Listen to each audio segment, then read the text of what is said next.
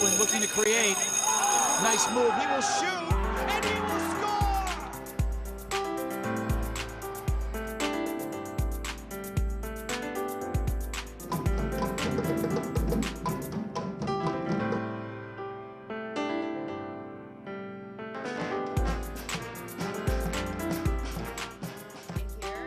Welcome to Our Schools, Our City. You know, Susanna, when I was coming in, I saw the first buds on the trees. Isn't it wonderful? And I thought maybe winter finally really is over. But we'll keep our fingers crossed, and hopefully this is the beginning of what's going to be some nice and warm weather for all of us. And today we have some special guests. The last show, if you remember right, we featured the Healy, and we talked a lot about project-based learning.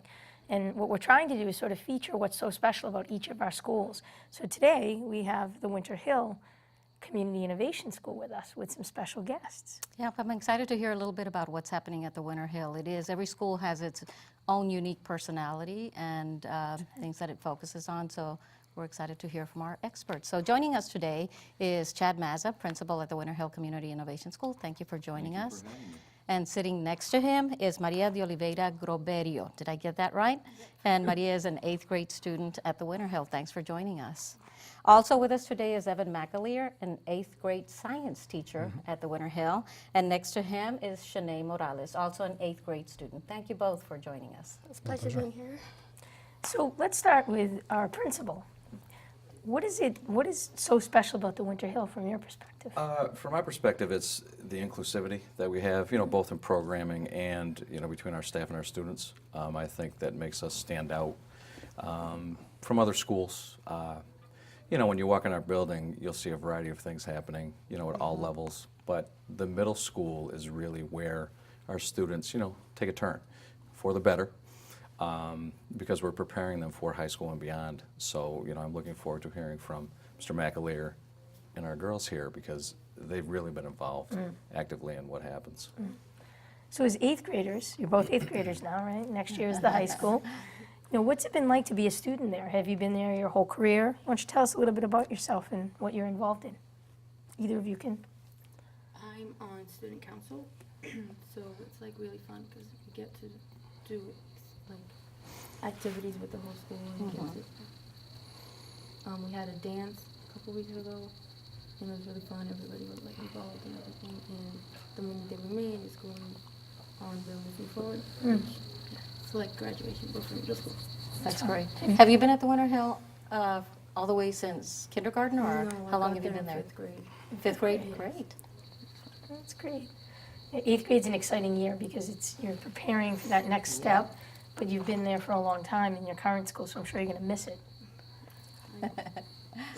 What about you? I've been at Winter Hill since 1st grade, so I'm going to miss it very dearly when I go to high school. But being in 8th grade there at the Winter Hill is really nice. The staff is very kind to you and helps you all. The students respects all of the teachers. We currently just got finished done with MCAS, which is a huge relief. Yeah. And the teachers are just preparing us for high school and MCAS and other tests and quizzes, which really helps students have confidence in themselves to pass these stuff. Well, I'm sure you will. I'm sure you'll show how proficient you are in those exams and so forth. One of the things I like about the Winter Hill when I go there is that, the teachers really are so heavily involved in designing what they're teaching. And I think that's a special part of being an innovation school. So, Evan, from the classroom perspective, what's it like to be an 8th grade science teacher there? Well, first of all, I think that one of the wonderful things about teaching at our school, which is also one of the reasons why the students have such valuable experiences there, is that we have a lot of autonomy from classroom to classroom to choose how to go about instructing. We all have different teaching styles. Some is, some a little more structured than others with regard to like your traditional kind of organizational structures. Other people might have a different sort of energy they apply to their lessons. But regardless, we're given a lot of freedom to decide how to present information and how to instruct. I've really enjoyed having that freedom over the years, and it makes it a lot easier to come up with more authentic experiences for the students, whether it's about a science topic or it's about discussions during morning meeting regarding social emotional issues or things just going along in the school. We are given sort of an overall goal and then really kind of given a lot of freedom to decide about how to go about that. How long have you been at the Winter Hill? This is my 17th year at the Winter Hill. 17th year. How has it changed? Has the instructional approach changed, Well, say, in the last 10 years? The school itself has changed massively since I started. I mean, the very first week I was there was when 9/11 took place, and then it was something that really imprinted in my brain just that first couple weeks. But I think about the first couple weeks of that school year and trying to adjust to the student body that was assembled at the time, compared to how each school year starts now. Right. We have a very different kind of a student body than we did at the time, and we also the focus of the schools is different than it was in the past.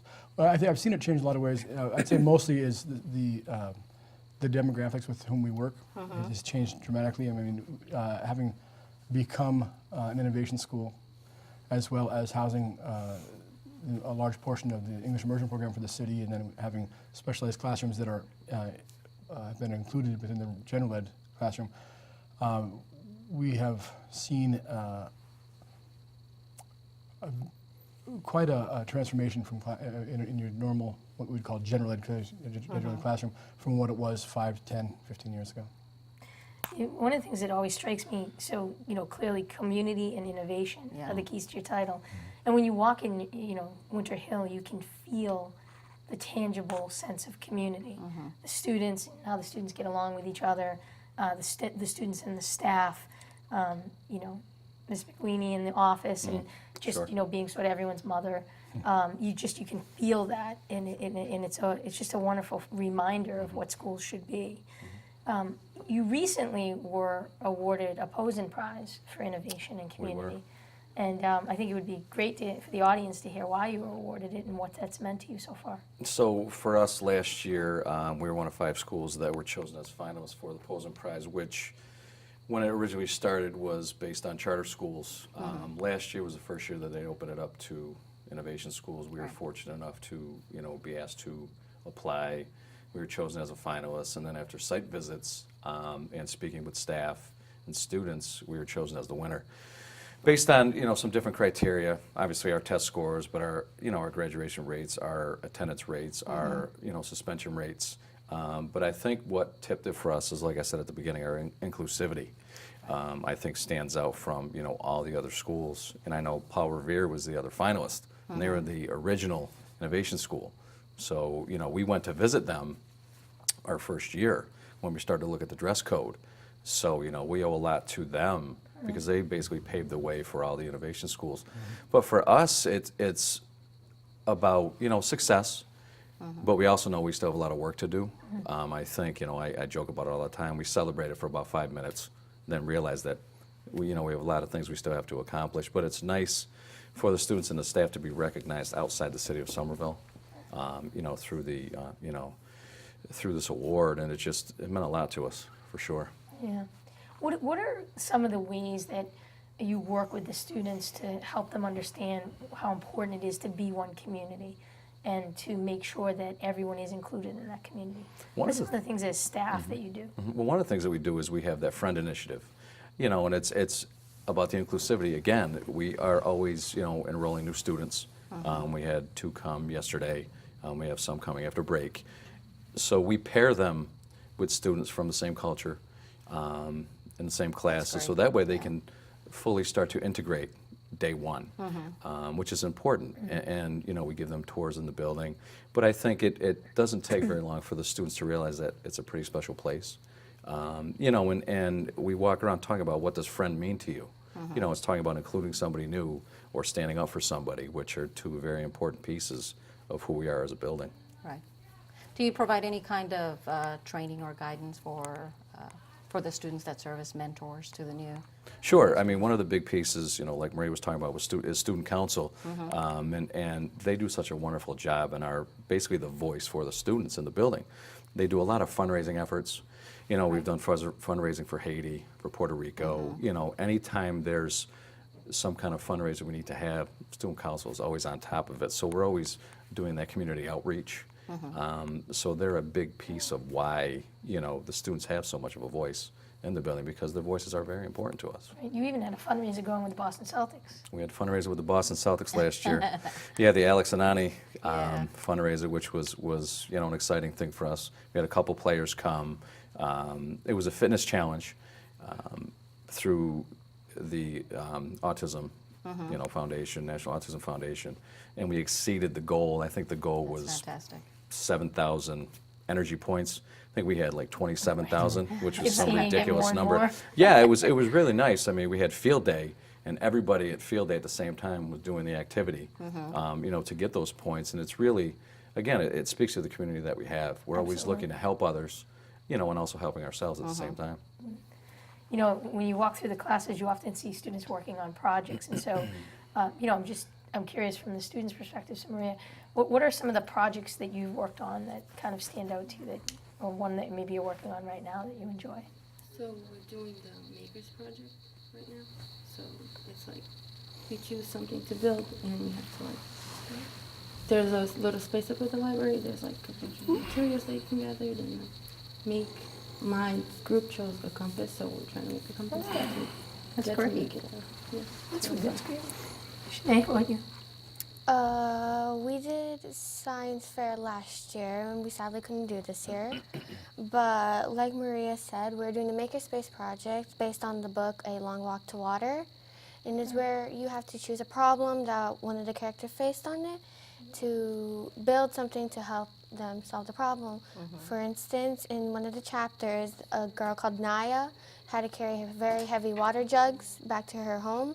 So me and my group decided to build a wagon so she wouldn't have to carry them. Oh, that's great. That's a great idea. So are you going to have like a time when all of these projects can be displayed, or what's the next step? We do. The timeline is still somewhat,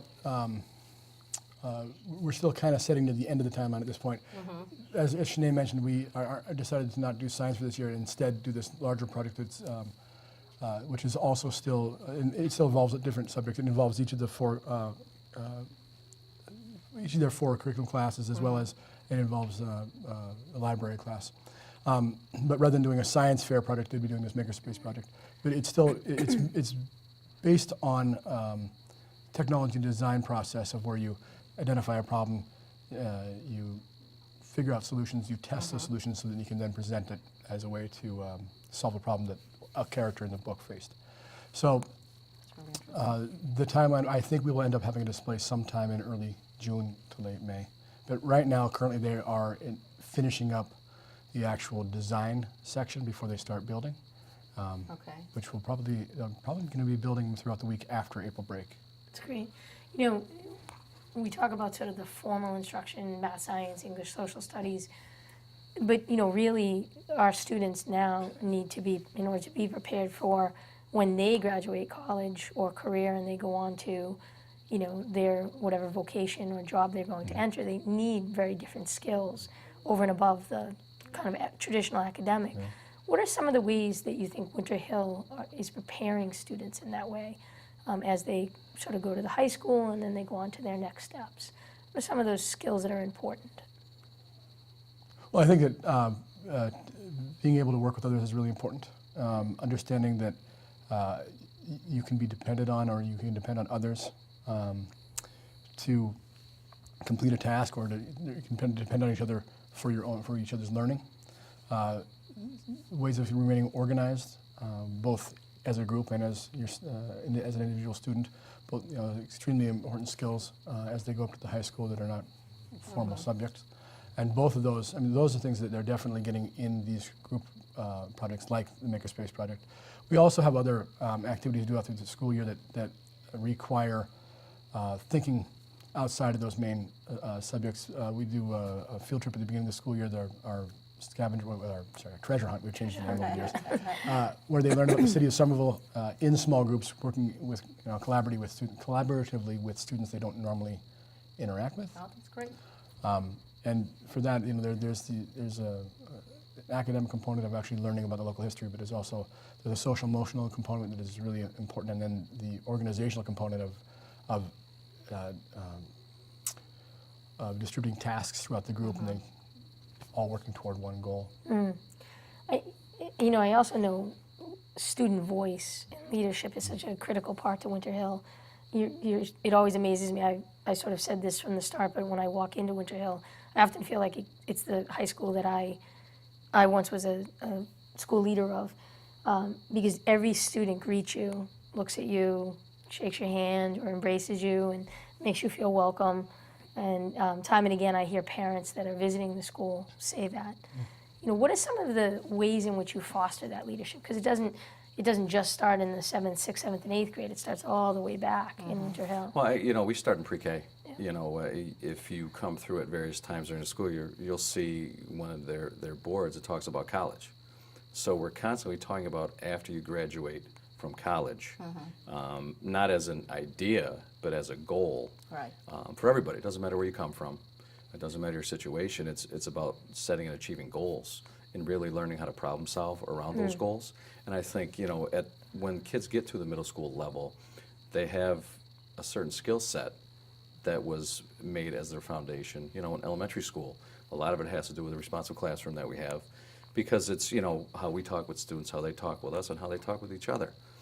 And it becomes really evident when you talk about the collaborative projects that they do in middle school, because these days with cell phones and all that other technology, kids don't necessarily have to talk to anybody. Right. But we make a That's point, differently, we yeah. make it a point that you actually have to communicate with one another great. to problem solve and figure things out, which is going to be beneficial.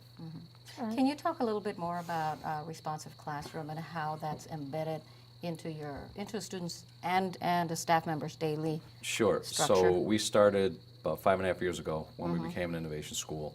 And basically what it centers around, like I had said a few minutes ago, is it's how we talk with students, how students talk with us, and how they talk with one another. So every morning, students, elementary school have what's called a morning meeting. Middle school is a circle of power and respect. Right. Because ideally, responsible classroom goes K to 6. We go all the way through 8. We go pre-K to 8. Because we feel it's important as a community to continue, as students go along. And it's a great way for students to start their day, because there's different activities that they do. There's team building activities. There's also a sharing out. And it's very, very powerful to stand in a middle school circle and watch and listen to 8th graders talk about their feelings and, what they did over the weekend and what they expect, from school throughout the course of the week. Because, again, we put a lot on communicating with one another.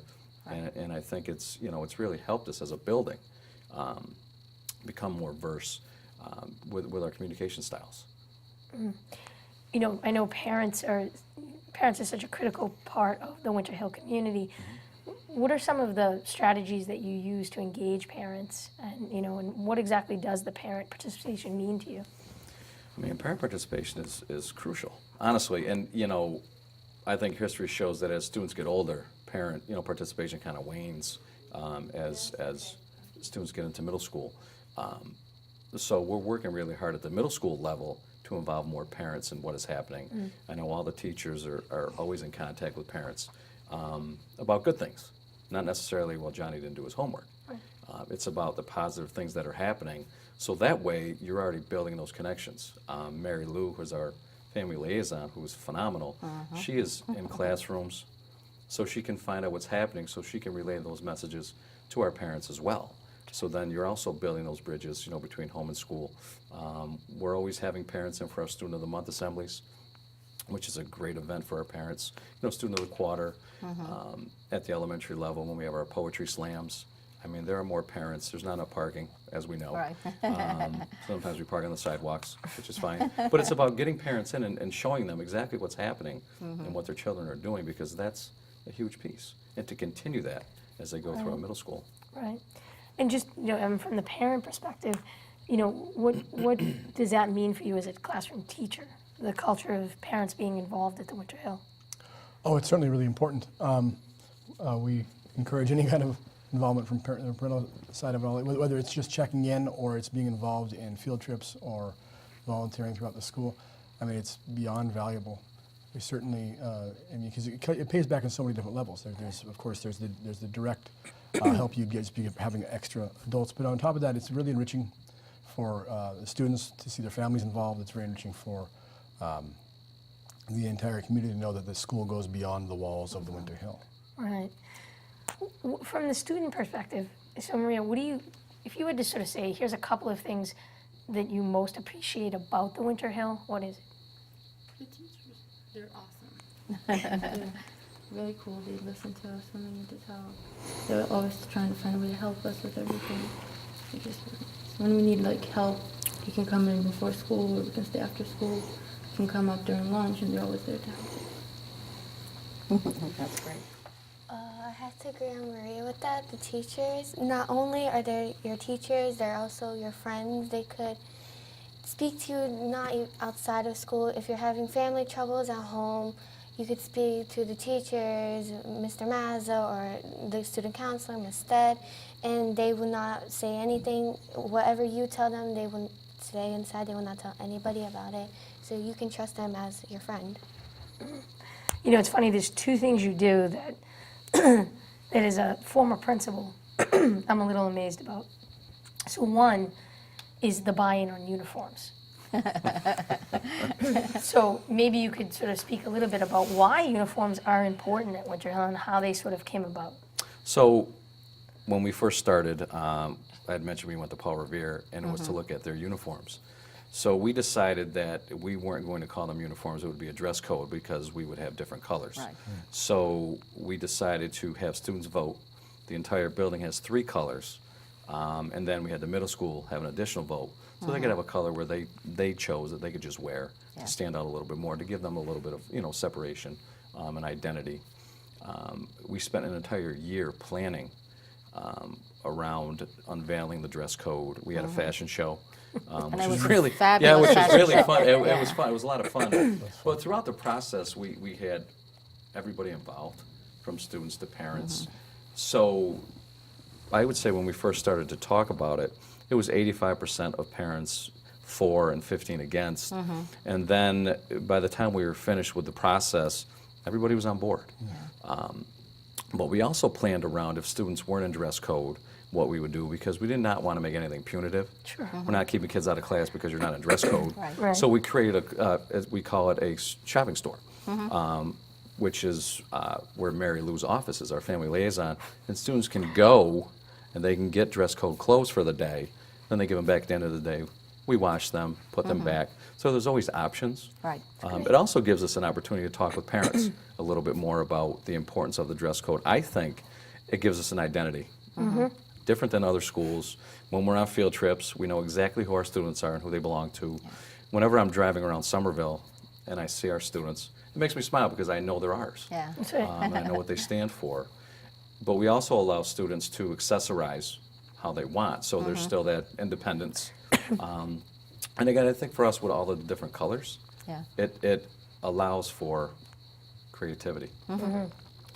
And then the second thing you do is you somehow manage to collect the cell phones. Oh, yeah. We do. You know, This is the highest level of trust between a student and staff. Yep. Is to Yeah. hand the cell phone over. Yeah, we start at the beginning of the day. There's 3 bins in the lobby, one for 6th, one for 7th, one for 8th. Now we have a 5th grade bin. We've gone down a little bit. And when students come in, they turn their cell phones off. They put them in the That's bins. wonderful. The bins are held in the office for the day so they can focus on learning. We can focus on teaching them. We're not being interrupted by phones going off. And then at the end of the day, we have students pass them back. So there is a level of trust. Absolutely. You know, and students know that we're doing this for a reason. It's not a punishment. It's because we want to make sure that their focus is on learning for the 6 hours we have them. Maybe we should consider doing that at the district office, too, Mary. That is definitely a potential. That is definitely a But potential. I will say, at the end of the day, it's really funny to watch all the kids get their phones back because automatically it's like they've been without them for years. Yeah. Right, right. No, I was pretty amazed the first time I saw it. I said, that's the height of trust right there. The Winter Hill physically is going to be going through some changes, finally.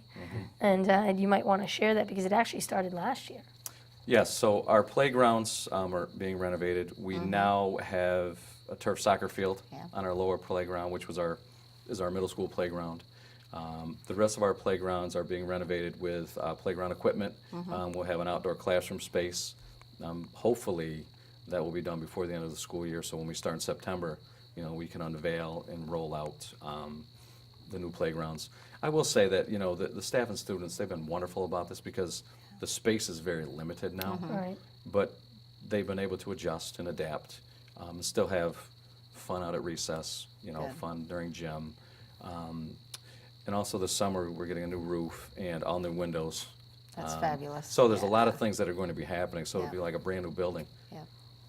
It's And very, if the soccer field is any indication, the final product's just going to be phenomenal. Absolutely. So Absolutely. It's worth the pain, I Yeah. think. and you've certainly waited for the window in the roof, so it's nice that that's coming, and I'm sure you will, your faculty does so much with what they have, and in a very creative way, so I'm very appreciative of that. So Evan, in terms of science, how have you seen, you've been there 17 years, how have you seen science itself, and there's now new standards, how have you seen it evolve? Because it's, to me, the sense of inquiry that comes with science is something that translates through all subjects. I mean, obviously we've had changes in curriculum. There was 2006, there was a new version that came up by the state, and then the new NSTA standards coming. Certainly the focus is now going more towards students' abilities to do things rather than students' memorization of facts. It's more about ability than I guess, memory, I would say. But the approach has become far more hands-on as time has gone on in the last 15 years. There are a lot of teachers in the area who are practicing more of it was called an ecological strategy towards teaching, whereas you don't teach one component of science at a time, but you teach them all kind of interwoven, where you don't just have hard chemistry and you don't have biology, but they are in fact intermeshed as they are in nature. I'd say the biggest change that I've seen is kind of the pull away from text and more towards experience. And it's a very good change. And would you say that applies both within the classroom and also outside of the classroom, working with community partners? I would say so, definitely. I think that, in this day of technology, I think that there's so much interaction that goes on between topics, between people, that I guess keeping up with those is more about ability rather than rote memory. Right. And partners, I know that you have a long list of partners, but you actually had a bit of a beautification campaign with one of your partners that yielded some pretty amazing painting. Yeah, with Biogen. It was the second year we had worked with them, and they came in and painted beautiful murals throughout the entire building.